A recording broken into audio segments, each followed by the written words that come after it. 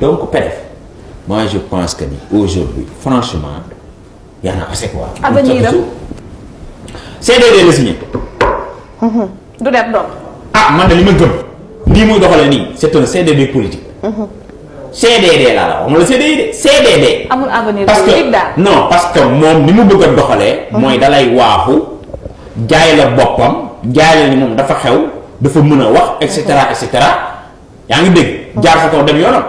am na ñoo xam ne boo leen ko jéemee def dañu naan nikk nga wàccaat. est-ce que si moment bi du loolu lañ commencé di am. mu ñu ngi koy man commencé de di dossier surtout avec parce la que moom il a appelé Babacar Touré de Kewelo pour wax ko ne ko yenn yi bu mu génn. ah bon te grand boobu yor na ay bagages. grand boobu yor na ay bagages de. PDS dafa mujjee yor na bari ay bagages nga ne. dafa mujjee bari le. PDS daal mu ngi def dana def très attention. PDF mu ngi def. PDS mu ngi def mu ngi def de. ah punchline. am na fit yaa ngi dégg.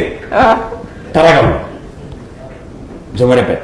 léegi nag c'est-à-dire mais boo koy def sax def ko jox maaseen quoi mais am na Sidibé mais bi mu génnee wax il m'a appelé ne ma noonu ma ne ko PDS. jëlal li fi jàmbur yi nga delloo ko te évite le judiciaire nii laa ko bindalee ma ne ko évite le judiciaire. te càcc gi ñu sinon diñ Amadou. xam nga laa wax dama ko ne. buñ la yóbboo judiciaire yeneen dina génn aw ma raison.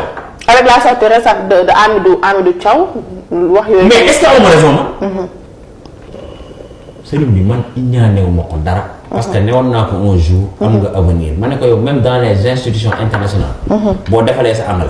yaa ngi dégg mën nga wax bind niiruloo ci.